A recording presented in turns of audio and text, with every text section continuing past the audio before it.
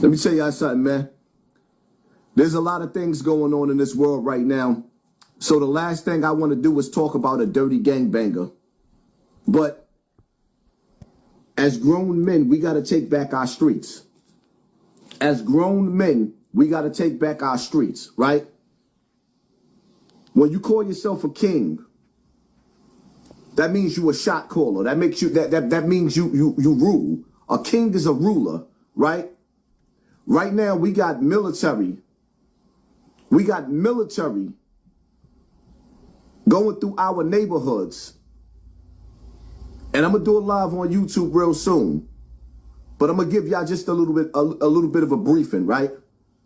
Now is the time for us to organize and get it together.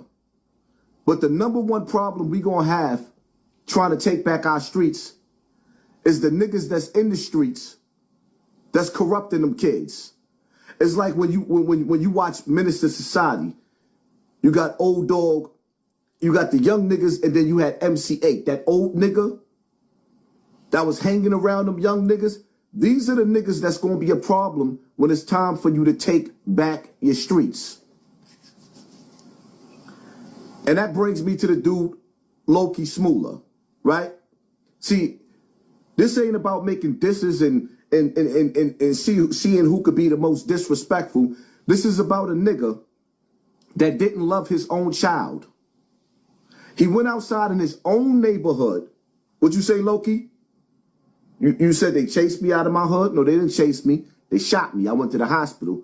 But in your hood, in your own complex, the niggas that live in your complex, they shot at you. You picked your child up. You used your child as a bulletproof vest. You used your child as a shield.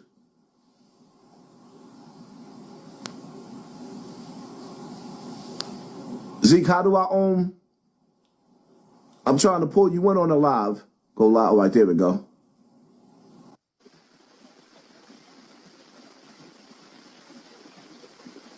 Did it go through, Zeke? Where you at? Yeah, I'm right here, baby. I'm here. I'm right here. Yeah. Yo, what's poppin'? What's poppin'? Listen, man. I think it's time for the janitors, you know what I mean? The bus drivers, the truck drivers, you know what I mean? Like the teachers, the real men of black neighborhoods, and even the retired gangbangers. We gotta start putting our feet down and stop playing with these cocksuckers that's running around corrupting our children. Anytime you got the military coming into our neighborhood, the military and the orders that the military is being given. Listen, I watched the whole speech.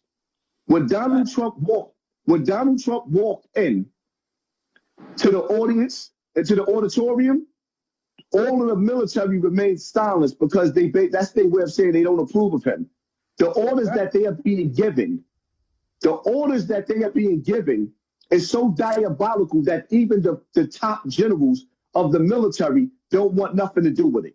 So that means as men, us men in Black America, we have to put our feet down and say, you know what, enough is enough. We got to take back our streets, and we gotta save our youth from what's to come. But we can't do that with niggas like Loccie Shmula running around.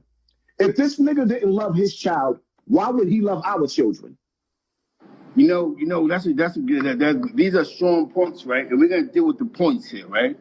Now, in real life, in our generation, they had mass incarceration. That's how they clean the blocks up. They started locking us up for the drug sales, and for dudes that didn't know how to read or write, they was giving them homicides and shootings. That a lot of them are coming off appeal off of because they copped out the weird sentences, where turn on themselves.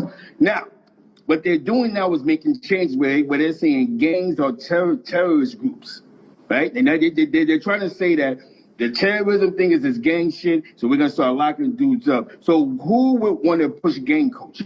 What man that lost a child to gang culture? You ain't lose your child to, it was accidental niggas you shooting and then your child got hit. It was on some G shit. We're going to be men about this, right? You had beef with somebody. And you seen the nigga brother seen you, and whatever happened, happened. That the whole thing was, this is what I mean about gang activity, right? There wasn't a get back. You could say you spend for your niggas. Yo, I'm the most loyalist nigga in the world to my niggas. But if you ain't loyal to your fucking kids, then you don't know what loyalty is, bro. It's the difference of being a fan and a motherfucking leader, bro. You know what I mean? If a motherfucking kill your child, them niggas lived in the fucking complex, bro. You know what I mean? Right. You know what I'm saying? Your get back was you mugged him on the train, beloved. How am I supposed to stand? How was the white man that we say the white man, the kosher vulture was more safe in your neighborhood than your own drop, bro? Don't tell me about me. I need to ask about you, beloved. You hear me? See, the sad part about it is that Kyle can't be that serious, bro. the nigga running around, ego tripping, like he really that nigga. I could never play tough or even talk tough after watching somebody have you ever seen a funeral for an infant? Have you ever seen an infant in the casket? Hey, bro. We rarely see an infant in the casket. I got to watch, my first grandson passed away in the hospital about 45 minutes after he was born. And that funeral, actually watching my grandson in a coffin this big, a coffin. I don't see how niggas can be cool with a nigga that's still running around on gang time after he had to bury his child. Because his child, at 1 year old, his child inherited his beef. The nigga child inherited his beef at 1 year old. And you running around talking like you tough? I might have got shot in my neighborhood, but I called the wolves out. Nigga, your child got shot. Niggas didn't even respect your baby. You want people to believe that you the illest nigga in Nebraska when the shooters didn't even respect your baby. Nigga, you didn't even respect your baby. You knew you had beef, and you brought that baby outside thinking that them niggas wasn't gonna clap you when they clapped you and your kid. And now you running around talking tough? Because nobody speaks about the innocent bystanders, as y'all say, the civilians. So we have to have a real conversation that's going to get some people upset to get to the total message, right? 13-year-old boy gets shot in the face because somebody else is getting shot at. A little girl sitting at the bus stop because some gang members that never shot a gun before have an ultimate shootout and 4 or 5 people died. The good father who supports his family, he gets shot by accident because some young boys are shooting at each other. But we don't have these conversations because some of us support gang culture. So by us supporting gang culture, we take away from that. That's nothing to talk about. But on some gangster shit, then we need to talk about this. The kid was a victim of some bullshit, bro. And at the end of the day, there's no spinning. See, the spin is there's no way I'm gonna be in jail. Now, I know niggas that went to jail and went gun for gun with niggas who killed their mans, the ops, right? Sure. But niggas go to jail with niggas who violate their peoples and don't do nothing. No moves, no cuttings, no stabbings, no yo son, I'm the big diss, get him.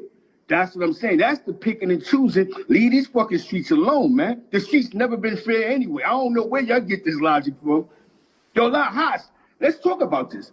When have the streets ever been fair? You know what I'm saying? When? You know what I'm saying? Now, you know what? I can't even see. The thing about it is I got so much integrity. I can't even laugh at the situation because dogs came in the comment section on my post and disrespected my daughters, talking about which one of them sucked dick better. And I'm like, I don't have to be disrespectful because it is what it is.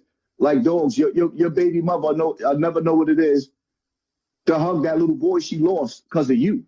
And then you still want the stripes. It's like the shit that baffles me about this dirty little rotten scoundrel, this little dirty dust bucket. He's a dust mite. The thing that bugs me out about him is that he wants you to give him stripes off of his child dying in Brownsville. He want to look like he's just like a notorious nigga off of his child's death, when in all actuality, nigga, you was the victim. And you picked your son up and use your son as a shield. That nigga said he's gonna make it home by any means necessary. but his child wasn't going to make it home. Yo, bro. That shit is diabolical. Bro, my man, a good friend of